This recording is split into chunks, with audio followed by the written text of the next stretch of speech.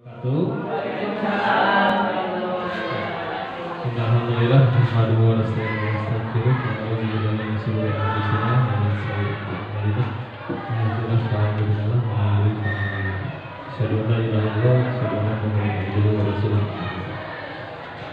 Bapak dan Ibu guru hebat SDN Cipayung 1 yang saya banggakan dan saya cintai karena Allah Subhanahu wa Ta'ala. Terima kasih atas kehadirannya hari ini. Jadi seperti yang dikatakan, kita akan berkumpul berbagi praktik baik, nanti mendesimulasikan aksi nyata yang sudah Anda pelajari. Bukan artian Anda sudah pintar, karena banyak di sini juga Bapak Ibu yang pengalamannya lebih banyak dari Anda, tapi Anda menyampaikan ilmu yang Anda dapat di CGP sekaligus berbagi praktik baik untuk RHK. Jadi Anda menyampaikan tugasnya beres, Bapak dan Ibu mendapatkan sertifikat nanti salah satu peserta nanti bisa dimasukkan ke RHK. Hari ini kita akan bercerita tentang budaya positif yang sudah Anda pelajari di modul 1.4 bulan kemarin. Katanya karena mengurus pendaftaran UP, udah UP lagi Bu Ida. Asal karek kamari Pak Hendita ya pembukaan, ya udah UP lagi. Udah UP lagi. Ya mudah-mudahan kita doakan lancar, yang sedang ada urusan, yang sedang Allah coba dengan sakit, mudah-mudahan Allah segera berikan kesembuhan. Ya, Bapak Ibu,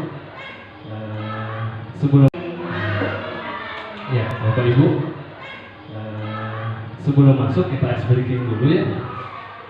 Ada yang bawa kertas, ada yang enggak apa-apa lah. Ini makanya tebak-tebakan ya, Bapak Ibu. Silakan dijawab.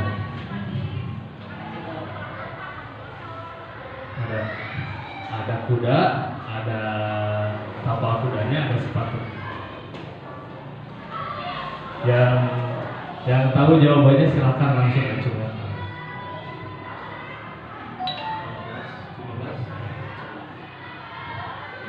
Faisal 15. 18 Dewi. Pak Firman 24, beragam ya. 28. 16 Bu Caci.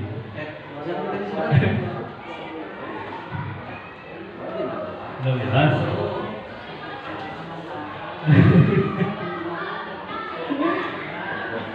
So, udah tadi waktu. 16. Awas terkecoh. Oh iya benar. Ini tuh beda. 24. 48 satu. 48.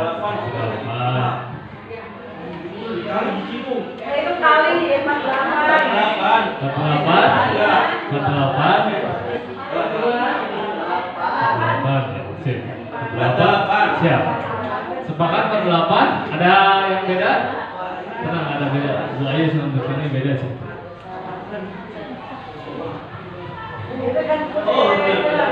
Ada 8. Pik. Kalau pas ada yang ke depan kita dipotong. 22. Fix, ada 8. Bolehnya 22 aja. 22 satu. Ini Bu Ayu 22. Siap. Kita kerucutkan ya. Ada yang 22, ada yang 48. Ada 8.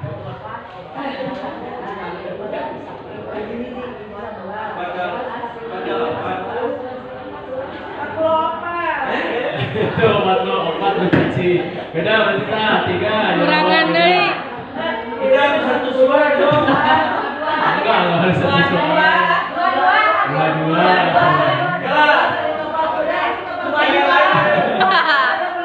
Siapa tuh kuda opat?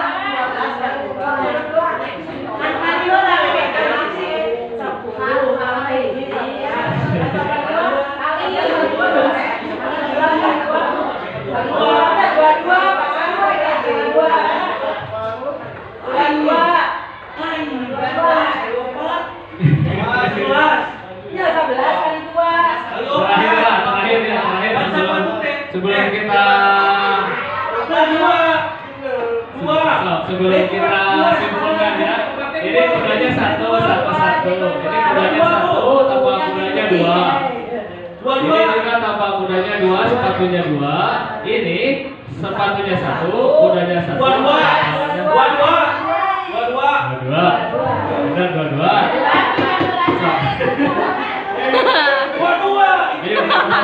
Ayo ke depan. Sepatu hiji, udah 10, 11. Ada mereka. Kita dipotong pas lagi di depan. Siap? Nah, sepatu itu kaki satu. Dari atas Oh, dari atas. Ini 30, setiap satu kuda dihitung 10. Ini 10. Nah, ini 10 ditambah 4 karena satu sepatu kuda itu dihitungnya 2. Jadi 4 ditambah 4 18. Ini Nanti tapak kudanya berapa? 2. Oke, berarti ini 8 dikurang Opat. 4 dikurang sepatu 1 hitungnya Dua. 2. Berarti Dari sepatunya berapa? 1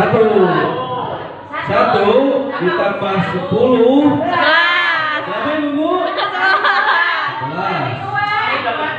1 ditambah kuda itu 10 11 dikali 2. berarti 22. Tepuk tangan untuk semuanya. Betul? Ada yang berbeda? Iya, Bu Tati atur gitu. Tapi kan Iya. Saya tunggu.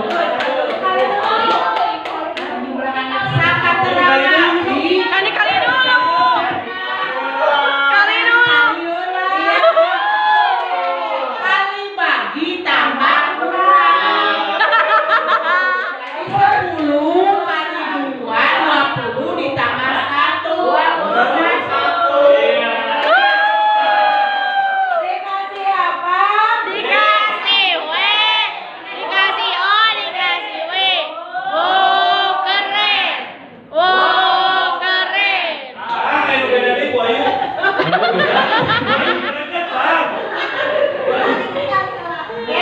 Kita lanjut. Nah, ini silakan sekarang berhadap-hadapan. Alah, minggu kieu lah. Orang-orang pas ya. Bu Erna boleh, Bu Dina boleh dibawa aja dulu. Ada aku, Bu Erna. Silakan berhadap-hadapan. Ada yang jadi A, ada yang jadi B. Silakan. Oh, dimana ini? Pilih silakan tentukan mana yang A, mana yang B. Mama Betul. Ini ngomongnya A. Iya di B. Siap, lanjut. Yang A, tugas Anda adalah mengepalkan salah satu tangan Anda. Silakan. Coba Anda bayangkan bahwa Anda menyimpan sesuatu yang sangat berharga di dalam kepala tangan Anda. Anda perlu menjaga benda tersebut sekuat tenaga Anda karena begitu pentingnya untuk kehidupan Anda di dalam tangan Anda.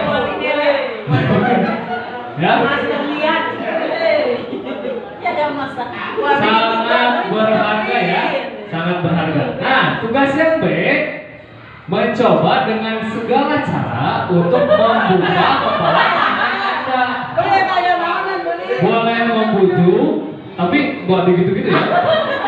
Boleh membujuk, menghardik, mengintimidasi, memarahi, menggoda, menggelitik, bahkan menawari Anda uang agar Anda bersedia membuka kepala tangan Anda. Coba dulu, coba. Nanti kasih waktu 2 menit. Bebas kemana sampai kasih A bisa membuka.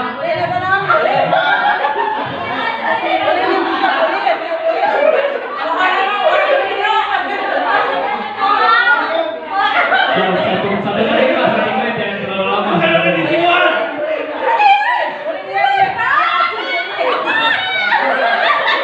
Satu menit lah.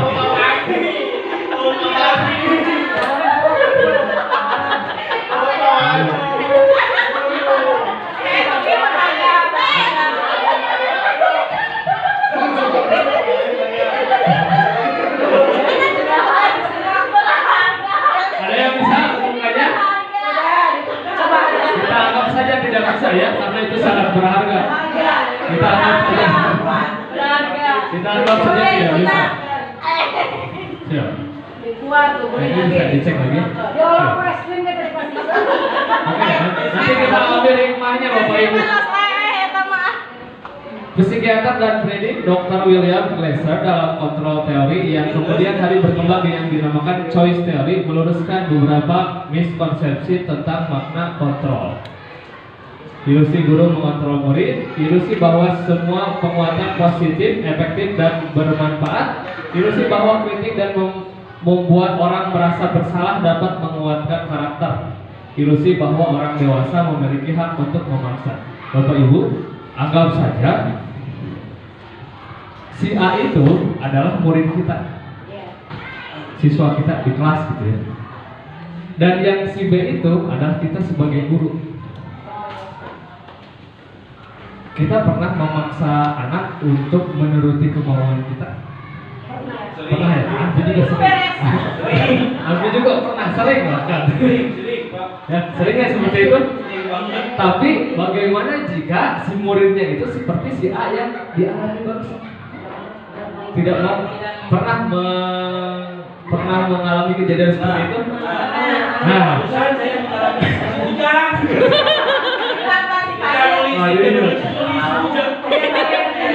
Jangankan yang di kelas, yang di lapangan juga ada disuruh lari, gak mau anak-anak kesamaan. Nah, ternyata Bapak Ibu itu adalah salah satu ilusi guru mengontrol murid. Jadi si anak menurut dengan kita misalkan teh contoh barusan teh Pak Firman nyuruh ke Pak Isam suruh membuka ini, anggap ini teh tidak berharga ya yang barusan teh, cuman ketika Pak Firman nyuruh ke Pak Isam teh langsung membuka tangannya. Nah itu teh sebetulnya secara teori bukan artian Pak Isam nurut ke Pak Firman, tapi Pak Isam mau membuka tangannya. Jadi ternyata ketika murid nurut ke kita teh bukan karena semata-mata kita seperti itu Bapak Ibu. Kalau secara teori ya, sebetulnya kita juga pasti menyadari, cuman secara teori ternyata seperti itu. Jadi itu teh seolah-olah ilusi guru bahwa kita bisa mengontrol murid. Padahal kalau misalkan si muridnya tidak mau dikontrol, contoh tadi saat si Ujang mungkin dalam dirinya teh salah gitu misalkan Pak Isam gitu, dia teh posisinya lagi sedang tidak mau dikontrol oleh seorang. Kemudian ilusi bahwa semua penguatan positif, efektif dan bermanfaat. Jadi kita ngerasa yang menurut kita positif, tapi anak-anak mah belum sampai ke situ pikirannya gitu. Sok lari main sehat misalkan contoh kata Andi, tapi ngerasa anak-anak capek Pak kenal gitu. Contohnya ya Bapak Ibu gitu. Termasuk tentang teori yang ini sangat banyak beredar ya dari zaman dulu. Sekarang pun ada.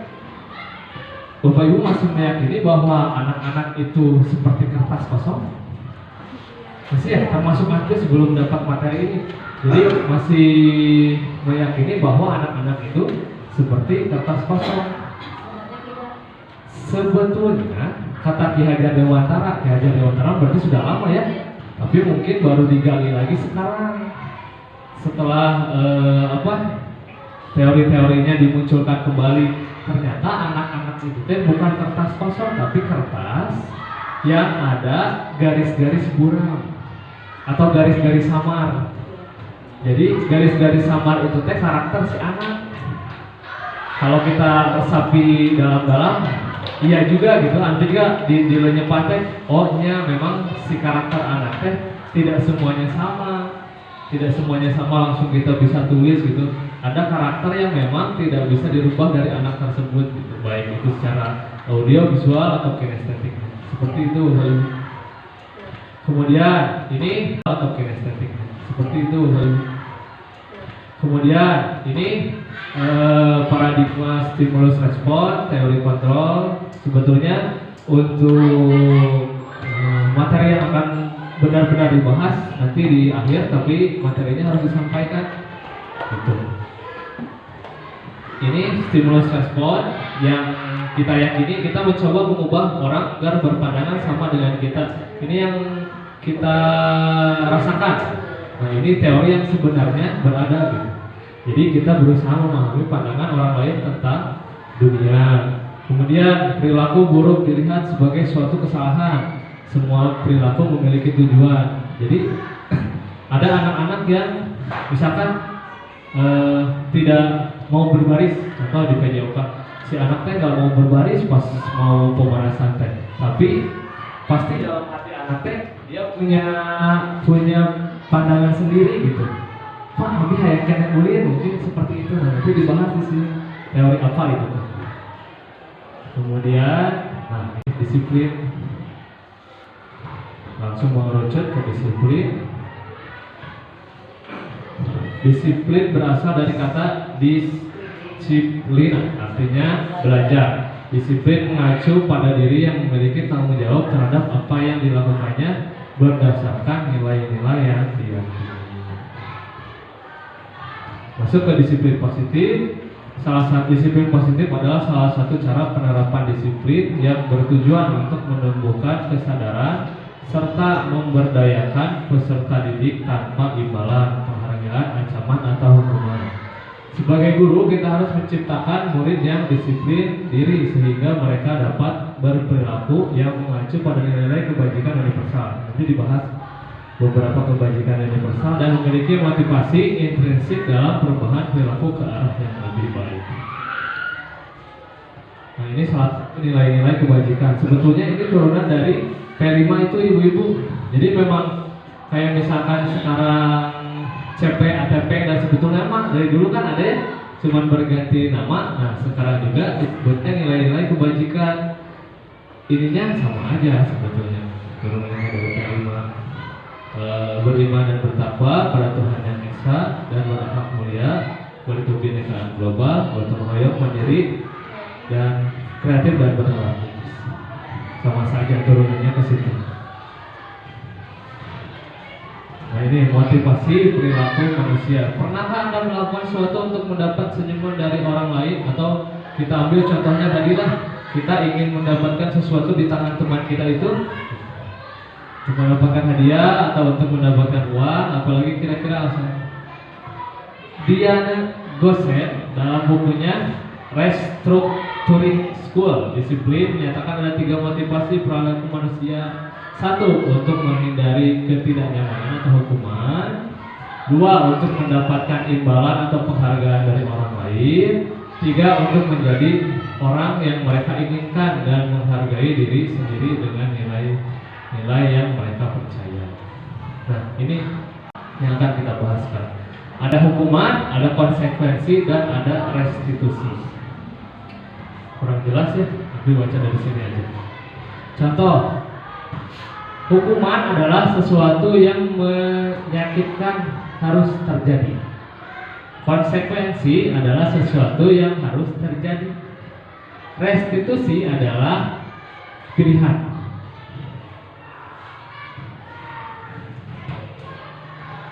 Anggap aja Bapak Ibu ini belum tahu ya.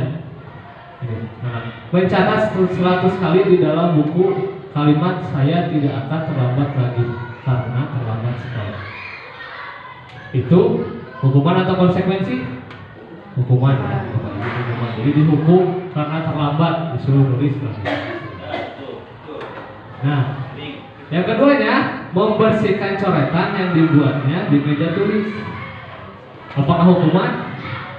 Konsekuensi. Nah, itu secara teori, Bapak Ibu, secara teori. Jadi anak-anak masih banyak yang belum sadar bahwa itu teh konsekuensi. Contoh seperti kasus ini, membersihkan coretan yang dibuatnya, tidak sadar mereka teh joret. Terus wali kelasnya teh disuruh menghapus. Contohnya teh disikat. Contoh anak-anak masih banyak yang berpandangan bahwa itu teh hukuman.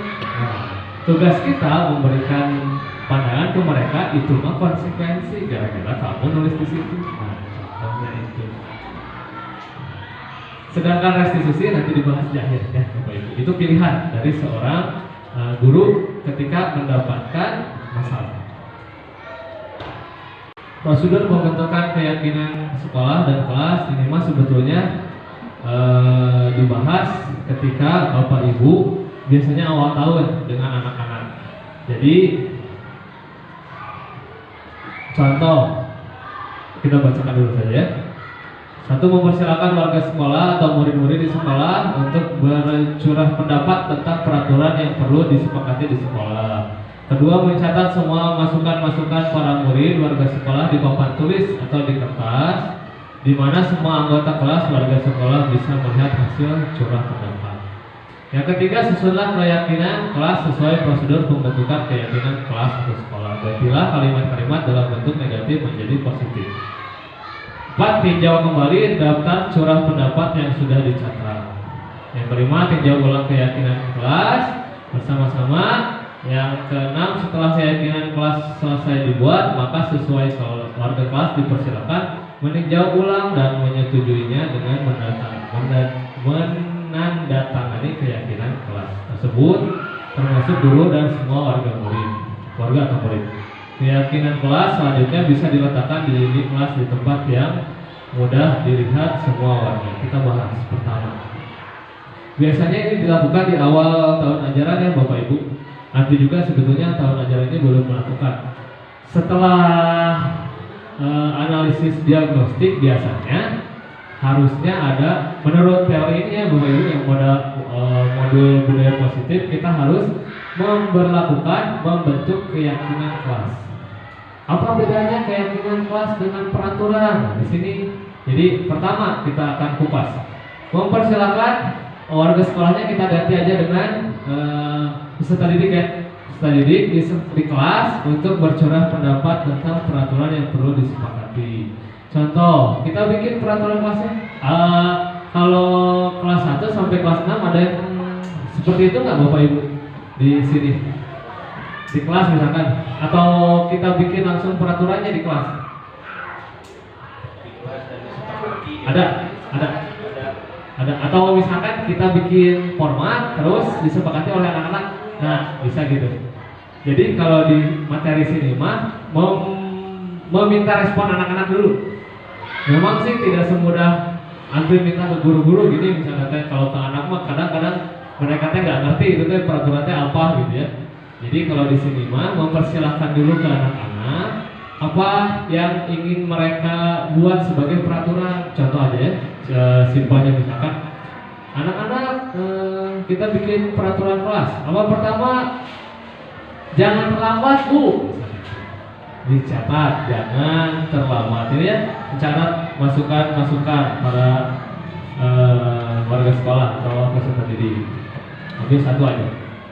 Terus susunlah keyakinan kelas sesuai prosedur pembentukan. Gantilah kalimat-kalimat dalam bentuk negatif menjadi positif. Ternyata sesuai yang teori ini mah tidak boleh membentuk atau membuat kesepakatan kelas dengan kata yang negatif seperti jangan. Mungkin Bapak Ibu pernah melihat postingan-postingan yang ke anak tidak boleh menyebut jangan gitu. Jangan lari-lari, jangan melanggar. Ada yang pernah dengar atau melihat postingan kita dilarang menyebut jangan? Nah, di teori ini disebutkan kata jangan itu harus diganti dengan kalimat positif. Coba, jangan terlambat digantinya dengan apa Bapak? Nah, sebaiknya datang tepat waktu. Jadi di dalam modul ini dibahas bagaimana kita membuat kesepakatan kelas dengan kalimat-kalimat positif. Contohnya itu jangan berisik misalkan. Apa coba Bapak Ibu? Kalimat positifnya. Jangan berisik di kelas. Apa coba? Belajarlah dengan tenang. Nah, belajarlah dengan tenang atau dengan tertib. Ya, kalau di kelas bawah, Abdul rasa memang sangat sulit. Di kelas atas juga. Jangan berisik. Ya. Jangan berisik. Jadi ketika penentuan peraturan ini mau Bu, penentuan peraturan, si kata jangannya harus diganti dengan kata-kata yang positif. Itu sebetulnya. Ya mudah-mudahan nanti kita bisa mulai praktekkan di tahun ajaran baru gitu sedikit. Dan jujur antri juga banyak mulai metode pembelajaran yang diperbaiki sedikit-sedikit gitu setelah mendapatkan materi ini, tapi tersadarkan juga dengan kemarin lihat statusnya Bu Devi. Jadi tidak semuanya teori yang kita pelajari sesuai dengan dengan realita di lapangan. Mulai nih sekarang masuk modul 2.1 anggotanya Bapak Ibu, banyak teori-teori yang sebetulnya kalau kita praktekkan langsung di lapangan tidak akan seperti itu hasilnya. Gitu ya.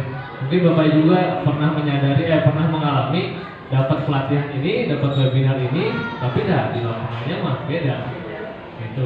Jadi sekarang teh Andri mulai membuat filter, udah masuk modul kedua teh. Jadi yang dikatakan fasilitator, yang dikatakan PPT dan dilaksanakan di lapangan mah belum tentu seperti itu gitu. Termasuk yang paling berat dibahasnya Bapak Ibu, teori tentang menjadi kepala sekolah dan pengawas dengan realitanya saat ini gitu ya. Andri membandingkan dengan pengawas kita dan pengawas yang di Jatinangor, luar biasa itu pembahasannya.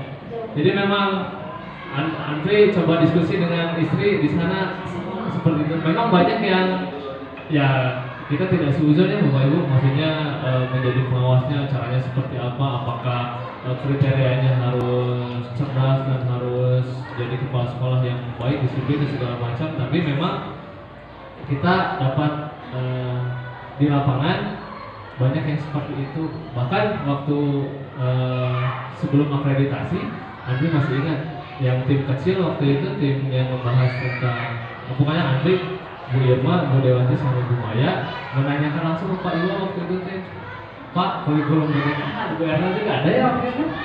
Ya, Pak kurikulum PDKN seperti apa gitu. Kita tidak mendapatkan jawaban yang sesuai gitu maksud Bapak Ibu. Jadi itu teh jadi pembahasan sekarang tuh banyak. Ya, kita lanjut aja. Bapak Ibu, itu tentang keyakinan kelas ya. Nah, ini mah tugasnya nanti Andri ada diseminasi lagi insya Allah ke kelasnya. Nanti izinin ke Bu Mega untuk yang itu. Ada yang di sekolah teh ya riwae misalkan atau bocornya ke batur gitu. Ternyata di rumahnya teh kurang kasih sayang atau seperti Betul apa Pak, gitu ya. ada kasus yang kelas 1 yang model sekarang. Iya Bu. Karena kebiasaannya di rumah itu tidurnya larut malam mungkin sampai pagi. Iya. Karena Begadang tahu. mengikuti ayahnya karena memang ayah jaga kosa, jadi kan mungkin dia kalau nggak terus Iya, ya. ikut. Sementara dia melek dengan Oke, Nah, terus. ketika masuk sekolah kebutuhannya dia tidur. Tidur dia. Jadi dia merasa di sekolah itu waktunya untuk istirahat gitu ya, tidur. Betul. Nah itu ya sebenarnya Bapak Ibu kalau digali banyak sekali, apalagi mungkin guru kelas mah harus menilai anak-anaknya, tahu karakter kontrol ini kan bisa dibahas. Ini sebetulnya dibahas di teori sebagai kepala sekolah atau pengawas, tapi kita bisa praktekkan sebagai guru juga Bapak Ibu. 5 posisi kontrol, 1 sebagai penghukum, 2 sebagai pembuat rasa bersalah, 3 sebagai teman, 4 sebagai pemantau, 5 sebagai manajer. Kita bahas satu-satu ya. Ya, silakan besok. 1 sebagai penghukum, nada suara tinggi, bahasa tubuh, mata melotot, jari menunjuk-nunjuk, menghardik. Hasilnya ini sesuai survei ya Bapak Ibu. Jadi memang di modulnya ada dengan real hasil survei. Kemungkinan murid marah dan mendendam atau bersifat agresif. Bisa jadi sesudah kembali duduk, murid tersebut akan mencoret-coret bukunya atau meja tulisnya. Lebih buruk lagi, sepulang sekolah, murid melihat motor atau mobil bapak atau ibu guru dan akan menggores kendaraan tersebut dengan paku. Kita balik lagi ya, yang tadi Bapak Ibu, seperti anak itu kan seperti kertas yang ada garis samar-samarnya. Terus tidak semua anak di setiap sekolah juga sama. Jadi memang apa ya? Andri tadi juga mencoba membuat filter gitu. Kita coba dengarkan dulu materi yang ada di sini, baru kita bahas nanti. Ini guru sebagai penghukum, ya. Kedua, guru sebagai pembuat rasa bersalah. Nada suara memelas atau halus atau sedih, bahasa tubuhnya merapat pada anak mesum. Hasilnya, murid akan merasa bersalah telah mengecewakan ibu atau bapak gurunya. Murid akan merasa menjadi orang yang gagal dan tidak sanggup membahagiakan orang lain. Kadangkala sikap seperti ini lebih berbahaya dari sikap penghukum, karena emosi akan tertanam rapat di dalam. Murid menahan perasaan, tidak seperti murid dengan guru penghukum, di mana murid bisa menumpahkan amarahnya walaupun dengan cara negatif. Murid tertekan seperti inilah yang tiba-tiba bisa meletus amarahnya dan bisa menyakiti diri sendiri atau orang lain. Jadi di kasus ini contohnya ternyata anak-anak yang nanti setelah besar dari SMA ke sana sudah di luar bangku sekolah, Bapak Ibu, ternyata ada yang merasa terbuli oleh gurunya sendiri. Kepala. Ya Bapak Ibu, ternyata hasil survei yang dibahas di poin buat rasa bersalah ada beberapa murid yang sudah besar, mereka merasa jadi korban bully, tapi bukan oleh temannya, tapi oleh gurunya. Cukup dijawab dalam hati masing-masing, Bapak Ibu, adakah rasa trauma terhadap guru kita dari mulai SD, SMP, SMA dulu? Coba Bapak Ibu ingat-ingat gitu. Ternyata memang pengajaran yang dulu sama sekarang beda ya Bapak Ibu. Tapi sekarang mah kan berbasis kasih sayang ya. Bapak Ibu berbasis kasih sayang. Aku juga sebetulnya agak bingung ini teh. Karena kalau misalkan Indonesia menganut paham pendidikannya ke Finlandia yang anak itu tidak boleh dikasih PR, terus misalkan tidak boleh ada kekerasan, tapi ternyata kalau dilihat dari prestasi, Finlandia itu jauh di bawah dengan negara-negara Eropa. Contoh kemarin Olimpiade yang paling tinggi prestasinya kebanyakan kan Amerika sama Cina dan negara-negara Eropa lainnya. Ternyata pendidikan atletnya memang keras dari dulu gitu. Jadi memang disesuaikan dengan kebutuhan sih sebetulnya. Jadi kalau dilihat sekarang kementeriannya pengen ke yang mana, tapi balik lagi ke teori Ki Hajar Dewantara, berbasis kasih sayang, seperti itu Bapak Ibu ya. Kemudian yang ketiga, guru sebagai teman. Nada suara ramah, akrab dan bercanda, bahasa tubuh merapat pada murid, mata dan senyum jenaka. Ternyata hasilnya murid akan merasa senang dan akrab dengan guru. Ini termasuk dampak yang positif. Hanya saja di sisi negatif murid menjadi tergantung pada guru tersebut. Bila ada masalah, dia merasa bisa mengandalkan guru tersebut untuk membantunya. Akibat lain dari posisi teman adalah hanya akan berbuat sesuatu bila yang menyuruh adalah guru tersebut dan belum tentu berlaku yang sama dengan guru atau orang lain.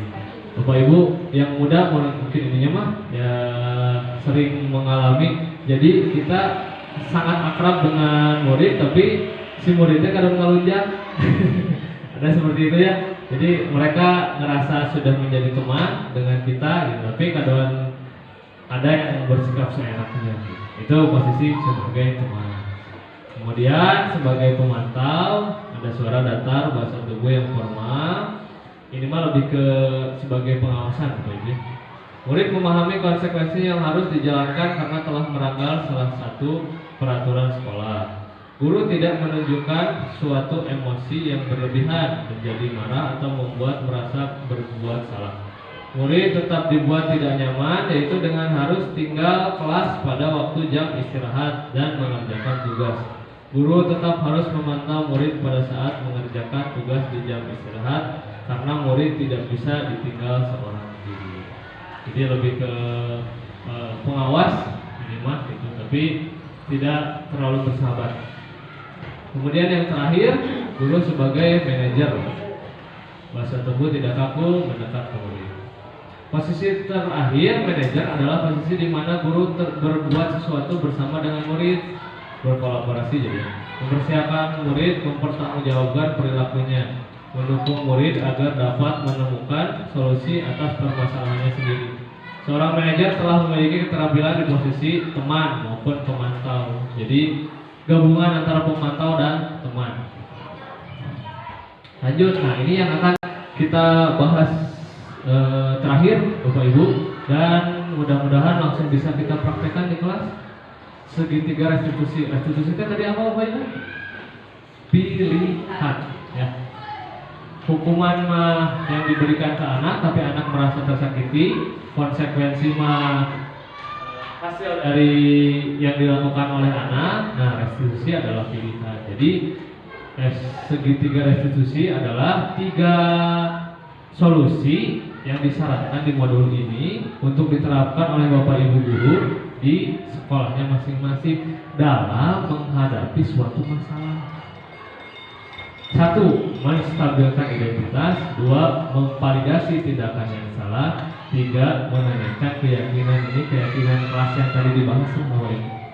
Keyakinan yang kelas. Jadi 1. Menstabilkan identitas, nanti kita bahas di sana. Kemudian yang kedua, memvalidasi tindakan yang salah dari seorang anak itu apa. Kemudian kita balikan lagi ke keyakinan yang sudah kita buat tadi. Ya, ini contoh menstabilkan identitas. 1. Berbuat salah tidak apa-apa. 2. Tidak ada manusia yang sempurna. Ini contoh kalimatnya ya Bapak Ibu. Maksudnya bukan salah tidak apa, bukan gitu. Ini contoh kalimatnya. Tidak ada manusia yang sempurna. Saya juga pernah melakukan kesalahan seperti itu. Kita bisa menyelesaikan masalah ini. Bapak Ibu tidak tertarik mencari siapa yang salah, tapi Bapak ingin mencari solusi dari permasalahan ini. Kamu berhak merasa begitu. Apakah kamu sedang menjadi teman yang baik buat dirimu sendiri? Ini tugasnya sudah Andri kumpulkan. Kebetulan yang segitiga restitusi kemarin yang jadi modelnya jam-jam sama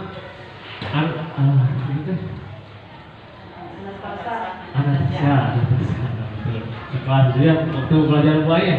Nah ditarik. Ini contohnya. Kalau yang jam-jam waktu itu jam-jam teh selalu telat ke sekolah. Terus mata dia merah waktu di kelas dan tidak fokus belajar. Jadi masalahnya ternyata karena jam-jam suka bergadang. Yang tadi yang kita sambungannya, suka bergadang main game sampai larut malam. Jadi kesiangan. Akhirnya di sekolah dia terlambat dan tidak fokus belajar. Nah, kalau Andri mah sebetulnya ya sebelum ini juga ditanya anak-anak kunaon keberangan mungkin gitu ya. Bapak Ibu kebanyakan kalau keberangan ada mana emang nggak HP wae gitu mungkin ya. Kemarin pas pembuatan tugas sangat kaku Bapak Ibu karena memang biasa juga kan ke anak-anak hari mana kunaon kan gitu ya. Itu biasanya, tapi ternyata diajarkan ini tentang teori yang berbasis kasih sayang. Salah satunya dengan gini, ketika anak-anak ketika jam-jam menjawab, Pak, saya tidur semalaman, saya begadang karena main game. Nah, terus kalimat yang kita berikan kepada dia, ya tidak ada manusia yang sempurna. Berbuat salah itu tidak apa-apa. Bapak juga pernah melakukan hal seperti itu. Gitu. Jadi kalimat awal nanti yang menenangkan anak. Oh, Bapak G pernah begadang. Nanti lanjutannya di sana divalidasi tindakan yang salah ya. Cuman poin pertamanya agar si anak itu tidak merasa tertekan. Gitu. Atau ini yang Bapak tidak terkait dengan mencari siapa yang salah. Ini mah kalau misalkan anak-anak garulun, ada sih itu Pak mimitina, lain Pak itu mimitina Noel Abi. Nah, gitu. Jadi jawabannya Bapak mah tidak tertarik salah gitu. Begitu langsung kita ke validasi tindakan yang salah. Nah baru di sini teh diberikan kenapa alasannya seperti itu, kemudian dikasih tahu mana yang benar. Jadi memfasilitasi tindakan yang salah.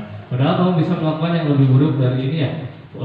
Kamu pasti punya alasan mengapa melakukan hal itu. Kamu patut bangga pada dirimu sendiri karena kamu telah melindungi sesuatu yang penting buatmu. Kamu boleh mempertahankan sikap itu karena kamu harus menambahkan sikap yang baru. Ini mah yang dari template Andri bawa. Tapi kalau misalkan contoh yang jam-jam, validasi tindakan yang salah teh, Bapak juga pernah begadang main game gitu. Tapi apakah perbuatan itu betul atau tidak? Gitu jam-jamnya. Terus kalau main game bisa kan pada siang hari? Contohnya ya Bapak Ibu. Kemudian ini menanyakan keyakinan kelas, apa yang kita percaya sebagai kelas atau kelompok ya. Apa nilai-nilai umum yang kita telah sepakati, apa bayangan kita tentang kelas yang ideal? Kamu mau jadi orang yang seperti apa setelah Adri bilang ke jam-jam? Kan kalau main game bisa pada siang hari, bisa Pak. Nah, dia merasakan, oh iya betul, tidak usah pada malam hari contohnya. Terus balikan lagi ke keyakinan kelas tadi yang harus datang tepat waktu. Kalau kamu misalkan begadang, apakah kamu sudah mematuhi keyakinan kelas? Belum Pak, kata jam-jamnya. Kenapa? Karena saya datang terlambat. Nah seperti itu contohnya Bapak. Itu contoh simpelnya sih, itu ya Bapak Ibu. Tapi nanti itu ambil yang sangat gampang karena di beberapa kasus tidak bisa langsung mempraktekkan seperti ini karena cukup sulit juga gitu. Termasuk harus merangkai katanya gitu. Karena kan kalau ini template yang ada di modul ya Bapak Ibu, Andri mencoba praktekkan juga sebetulnya agak susah. Mudah-mudahan nanti kita menyerap apa ya namanya intisari dari sini. Yang penting mah sesuai ini. Nah sesuai ini. Jadi pertama mesti tebalkan identitas, jangan membuat anak tertekan gitu. Mudah-mudahan bisa dipraktekkan. Kemudian validasi tindakan yang salah. Kenapa jam kamu bisa terlambat? Saya main game Pak, begadang sampai malam. Berarti itu tindakan yang salahnya. Nah, menanyakan keyakinan kelasnya. Berarti kamu sudah melanggar keyakinan yang kita buat. Iya Pak. Di akhirnya, terima kasih. Di akhirnya di keyakinan kelasnya biasanya ditanya, terus setelah ini apa yang akan kamu lakukan? Saya kemarin jam-jam, ya sebetulnya mah jam-jam juga dikasih teks sama Andri. Jadi apa yang akan kamu lakukan nanti? Ya Pak, saya tidak akan begadang lagi. Saya akan tidur tepat waktu dan saya akan berangkat ke sekolah tepat waktu. Tapi Bapak Ibu itu teh cenah tidak boleh kita langsung kasih pilihan. Jadi karena kamu udah begadang, wayahna ya besok mah jangan begadang, harus datang tepat waktu. Nah jangan digituan. Jadi biar anak pula yang memberikan jawaban atau solusi kepada kita. Baru kalau misalkan kita tidak sesuai baru diarahkan. Kalau diarahkan udah betul misalkan kayak jam-jam barusan ya udah tinggal diiyakan, ya udah berarti nanti jangan begadang, datang tepat waktu. Kalau misalkan kita langsung kasih, jadi si anak teh ngerasa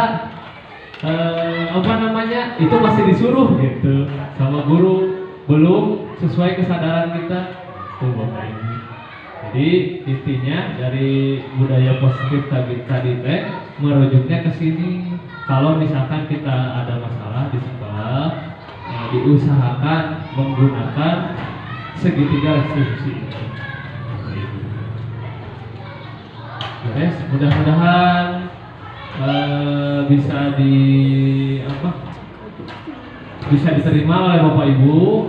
Sekali lagi tadi Andri tekankan, bukan Andri yang paling pintar, tapi Andri mencoba mendiseminasikan teori yang sudah Andri dapat. Kembali lagi, pengalaman Bapak Ibu sudah banyak, kemudian teori yang Bapak Ibu yakini sudah banyak. Jadi tinggal kita memfilter apakah ini sesuai atau tidak. Di warang masa, sakumaha gitu ke biasaan teh. Beberapa kali diolok kumaha ya, gue mungkin ada faktor di luar intinya kan apa namanya karena Faisal itu Teta Chandra kami kumaha disebutkan tiasa maca ini gade terus suara bisa Nulis ke berarti setiap hari. nulisnya nyari ya Mau kami maca. nanti kan makanya itu bisa titik emang ya bisa aja Mama jumpa. iya mah sampai batas tadi istrinya aku gue tak cari aku itu hanya nama cara Faisal aja bu. Kak Chandra yang rumahan anak pas selalu apa bilang gue Iya. rumah masa subuh jalan bisa nah itu nikahin ada aku macam cara mimpi yang juga di luar maca bisa ada kena kuah Nah itu ya Bapak Ibu berarti atasnya ada yang mau mencoba menjawab atau memberikan solusi? Punten maafnya udah kawis kasus Faisal kan kemarin ya kalau disuruh bilang bahasa orang dia punya nama yang bahasa tapi saat mereka sudah berdua istirahat terus suka sama berdua aja sok masak dia bisa hanya 4 suku kata mama bobo salsa bakso tapi kalau dipakai apa huruf lagi misalnya mama atau marbo atau apa itu nggak bisa 4 suku kata itu pun kalau didekati berdua kalau berdua tidak bisa ngomong Ngomong berarti. jadi kasusnya seperti apa ya kita harus dan Yang maksudnya kita memperhatikan yang satu, yang lain tidak terperhatikan ya Bu? misalnya swakosna itu pastinya ngajar masak sama iya iya sama Pak Firman juga sudah seperti itu aja. Nah, Pak Firman tidak ada peningkatan sama kasih katanya. Ayo, ini deh, di sini enak kasusnya lagi Pak.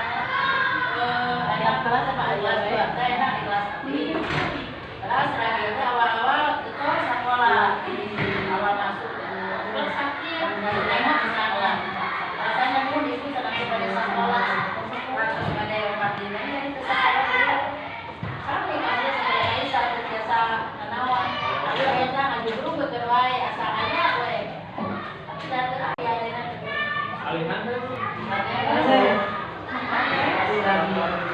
aku masuk sana nenek namanya kasus saya tak ada yang terus Faisal ya dia masih lagi Siapa tahu naik sama banyak dari intern dari dalam keluarga. Saya lagi terus Faisal, ibunya, akhirnya lagi itu pasar nenek. jadi berarti faktor dua mengapa dari sekolah Balik lagi kayak tadi ya, berarti Bapak Ibu yang maksudnya kebiasaan yang di sekolah teh ada hubungannya sama yang di kita kan terbatas waktunya betul. Ya apalagi kita harus ngejar target capaian kan untuk yang lainnya. makanya kalau di apa media sosial suka kembali mereka lagi saya setuju kenapa mereka yang tidak bisa baca atau tulis itu udah itu jadi kemana Pak ya Betul. kalau masuk di SMP guru SD dan nambah SMP itu bisa baca kan kita yang disalahkan tidak Harus naik ke dulu. kitanya harus naik terus Kalau Andri, ya Bu. coba baca dulu pengalaman hari kayak murah hari ada tahu tapi jadi di rumah juga mencuri ajaran masak kawin Pak di TK itu kan Pak jangan sampai tinggalkan ada meninggal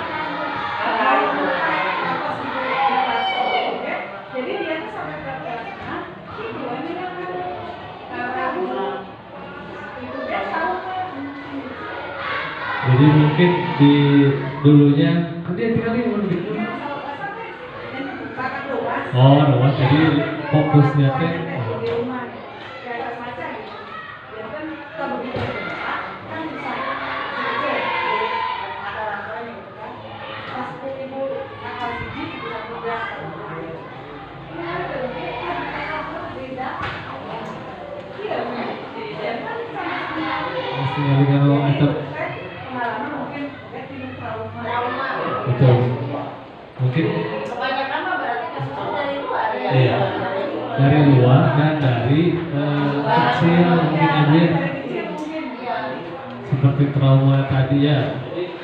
Paling apa yang dibahas di modul juga sebetulnya bukan karena trauma dengan teman sendiri tapi oleh ya. Jadi ada contoh yang tadi teh apa namanya yang penghukum. Nah yang ini atau pembuat rasa bersalah. Jadi anak-anak teh ngerasa aku teh bisa baca jadi dalam pikiran teh gitu ya terus dibahas di sini mah. Panel tadi, maksudnya orang tua menghubungi ibu, intinya gini, Bu, bisa nggak jadi guru privat tadinya? Kan dia sekarang nggak mau berangkat ke sekolah, dengan alasan ibunya ganti. Padahal permasalahannya ketika sedang dengan ibu juga, pasti sama, masalahnya sama seperti itu. Kalaupun dia masuk ke kelas, bisa dihitung apalah berapa persennya kalau dia mau belajar, kebanyakannya tidur. Walaupun kita tidur, dia mau kembali lempar. Makanya udah cari aman, biarkan aja dia tidur, biar tidak mengganggu teman yang lain. Dengan tidur ya. Karena memang kebutuhannya dia tidur, bukan belajar, karena kayak itu mendadak terus. Jadi orang tuanya sudah dikasih komunikasi. Pak ini gimana masalah pola tidurnya di rumah? Iya. Kayaknya ini bermasalah dengan pola tidurnya. Iya Bu, begadang aja, main HP aja. Tapi si orang tua sendiri tidak introspeksi ke dirinya. Apa sikap apa yang maksudnya akibatnya ke anak tersebut bahwa tanpa sadar bahwa dia itu mengajak anak untuk begadang Iya. sebetulnya karena Iya, memang ya itu situasi yang kondisi dia. Jadi tidak sepenuhnya memang salah kita ya Bu ya. Iya, betul. Kita sudah berusaha Memang seperti teori yang tadi, kebiasaan sekolah, kebiasaan di rumah, sangat mempengaruhi. sangat mempengaruhi. Gadget aja sih, kita masalah lama. Gadget sama pola tidur orang Iya, Karena karena gadget terlalu lama, dia kurang tidur. Kalau anak-anak yang lain kan ada yang perhatikan tidurnya, sementara dia tidak tinggal iya, pada masalahnya saya. penting asal dia anteng, weh. jadi bertemannya dengan apa? Makanya sebenarnya Sampai sekarang itu kan sampai sekarang sosialisasi dengan teman juga. ini kan satu orang yang Satu tidur sama- orang. Oh. Sama satu orang. Kemarin kamu Iya yang itu. Ya teh ngomong wae jangan tidur wae sama Iya. Alin sekolah. Akhirnya ditambah lagi, bukan hanya tidur ke sekolah juga tidak mau. Oh sekarang mah ke sekolah tidak mau.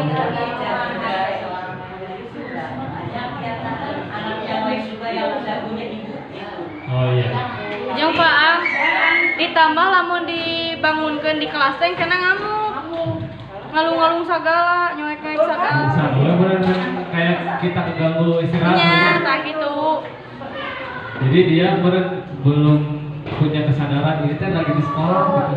Terus parah ya nih. Kombinasi cara kesehatan dulu. Iya. Kan orang-orangnya sibuk ya. Kayak Tapi ya. iya. Sampai pernah ketika dia mau belajar nih, matanya gini terus, micing terus, walaupun dia duduk depan. Nulis itu lari ke depan, padahal dia huruf tidak apa, baca bisa, walaupun belum begitu lancar. Iya.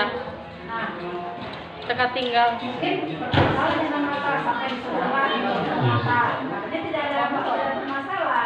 Jadi masalahnya itu kurang tidur. Iya. Secara sosial juga dengan teman Kurang. kurang. Kalaupun dia orang lain bermain, dia itu bermainnya sendiri aja. Ikut main tapi Nonton sendiri gitu. tidak bergabung gitu. Jadi cuma gimana ya? Jeung cari teh kudu sareng saha geuning, Bu? Laihan. Nya, kudu sareng eta hiji we. Pamit aya eta lim ka kelas. Jadi bersosialisasi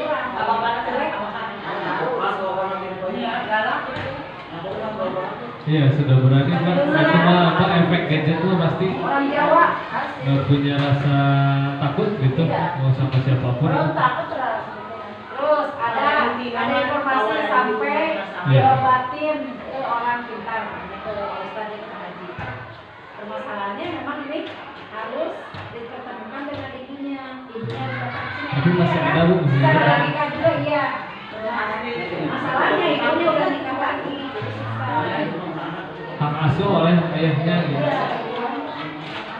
Iya, dia kasih sayang sama anak. Terus disibukkan dengan orang tua kerja, jadi maksudnya itu bapaknya sibuk kerja, jadi anaknya mau tidak mau udah main anteng kemarin. Yang seperti ini. Supaya nggak bakal Tapi dampaknya bisa hebat tapi balik lagi ternyata bukan hanya tugas kita di sekolah ya, bukan hanya tugas kita.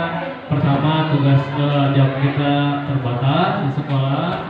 Keduanya, hampir 1/3-nya 2/3-nya ada di rumahnya. Di sekolah cuma sebentar, jadi memang harus ada kolaborasi dengan orang tua sebetulnya ya. Cuman kita mentok di saat orang tuanya juga tidak punya waktu atau misalkan punya kesibukan yang lain, jadi anaknya terbengkalai. Ya, bagaimana lagi ya, Bu? Ya balik lagi kita sudah berusaha. Ya intinya mah kita berusaha memberikan yang terbaik lah untuk peserta didik kita ya, ibu-ibu. Mudah-mudahan deh hasilnya baik, hasilnya baik. Intinya mah kita mencoba memberikan yang terbaik. Begitu ya Bapak Ibu. Ada yang ditanyakan lagi atau yang mau didiskusikan? Ngesek lagi Pak. Kalau tidak ada, Anda cukupkan mungkin ya Bapak Ibu hari ini tentang budaya positif. Mudah-mudahan bisa menjadi pengingat untuk kita bahwa ternyata teori baru yang kita dapat juga sebetulnya mah kita sudah tahu dari dulu gitu. Mungkin karena bahasanya yang beda, jadi kita bisa match menggabungkan antara teori yang baru dengan pengalaman-pengalaman yang sudah kita punya. Gitu ya, Bapak Ibu. Terima kasih atas kesempatannya untuk memberikan diseminasi ini. Mudah-mudahan Bapak Ibu yang datang hari ini diberikan kesehatan, kelancaran dalam mengajar dan beraktivitas. Semoga saat kita berjumpa lagi di materi selanjutnya di diseminasi, kita sudah lebih fresh, kita sudah lebih mendapatkan ilmu yang baru dan menjadi pribadi yang lebih baik. Terima kasih Bapak Ibu. Saya tutup dengan ucapan hamdalah. Alhamdulillahirobbilalamin. Dan wassalamualaikum warahmatullahi wabarakatuh.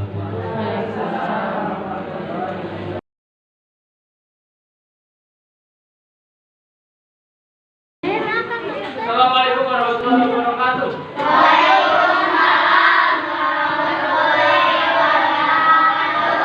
Selamat pagi.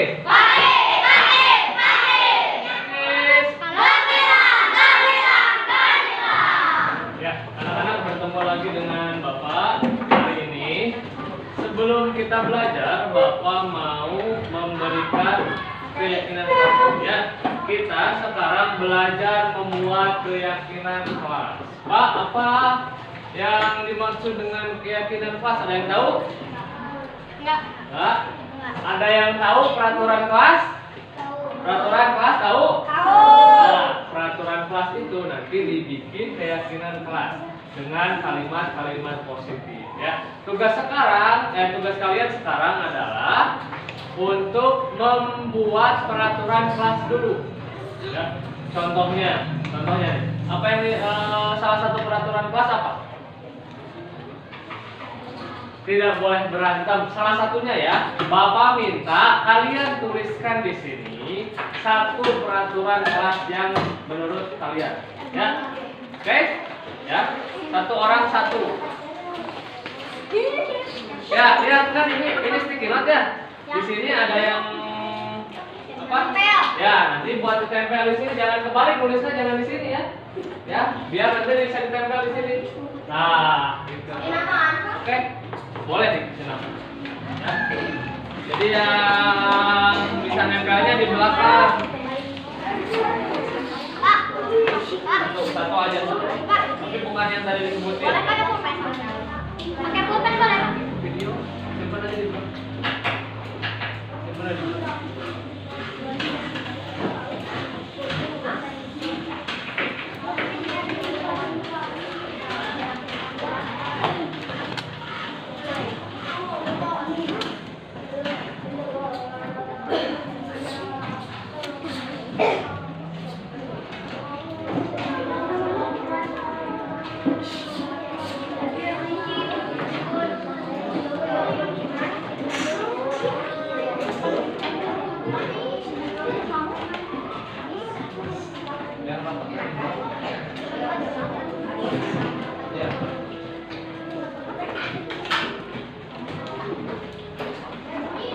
Bahasa yang menurut kalian itu peraturan. Misalkan tidak boleh apa, jangan apa. Yang menurut kalian itu adalah peraturan satu aja.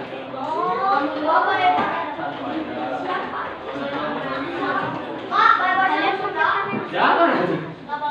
Bahasa Indonesia.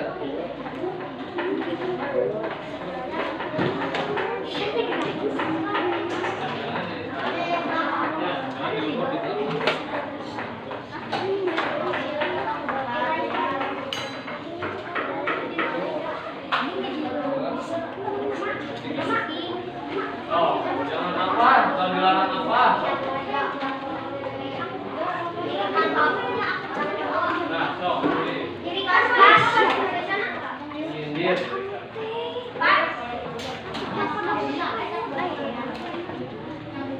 Ya, bentar, sok tulis dulu, nanti ada waktunya. Satu aja. Udah? Ya, dulu, udah dulu. Dua kalau masih cukup nggak boleh.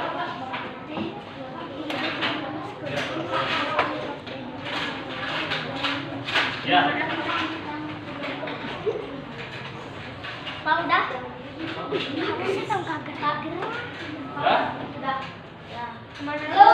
Coba tunggu dulu. Anak-anak sudah? Sudah. Sekarang peraturan kelas yang kalian tulis silahkan tempel di depan. Ya, mulai dari barisan paling kanan. Silahkan. Ya.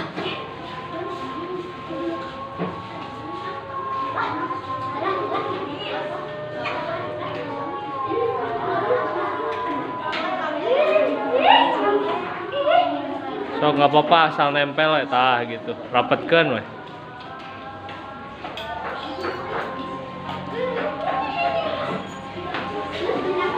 Silahkan barisan kedua.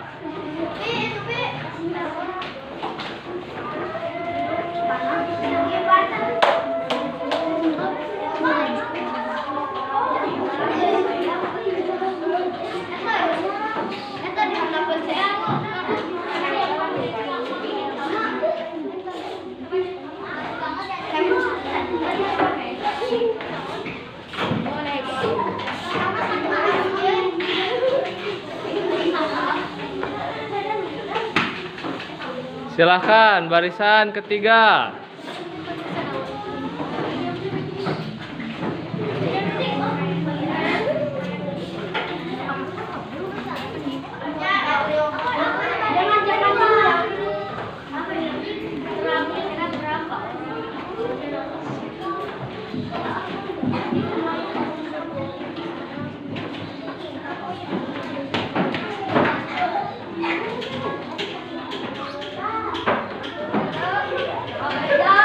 Barisan terakhir, silahkan ke depan.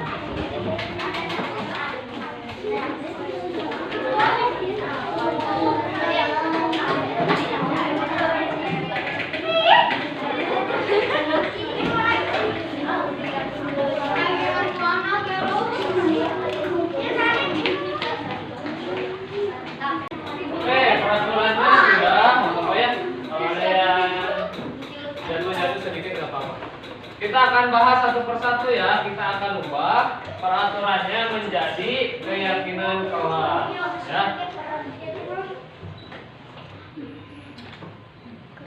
Nah, ini salah satunya.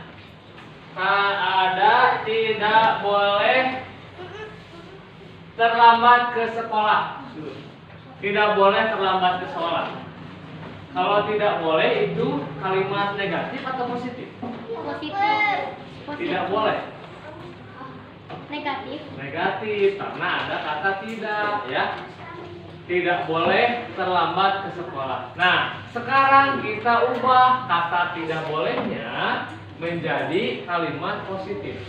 Oke. Ya. Jadi boleh. Tidak boleh terlambat ke sekolah, kata positifnya apa? Tidak boleh, kalian tuh tidak boleh terlambat ke sekolah teh. Nah, kalimat positifnya apa? Jangan, tidak boleh pakai jangan juga kalimat negatif. Boleh terlambat ke sekolah. Bukan itu maksudnya. Masih ada kata tidak. Harus apa? Tidak harus terlambat ke sekolah. Harus ada kata untuk Nah, itu maksudnya. Kalimat positifnya harus datang tepat waktu ke sekolah. Ya, jadi tidak menggunakan kata tidak atau jangan. Ya, contoh satu lagi. Tidak boleh berisik di kelas, tidak boleh ribut di kelas, tidak boleh main di kelas. Nah, semuanya tidak boleh. Itu kalimat negatif. Iya. Coba sekarang kita ganti ke kalimat positif. Tidak boleh berisik, tidak boleh main, tidak boleh apa tadi? Main di kelas. Harus apa di kelas? Tentram ya. Rukun. Sedikit lagi, rukun. Apa? Tertib ya. Harus tertib di kelas. Paham? Jadi dari peraturan yang biasanya tidak boleh, jangan, kita ganti ke keyakinan kelas menggunakan kalimat positif. Bisa ya, kalimat positif. Ya, paham?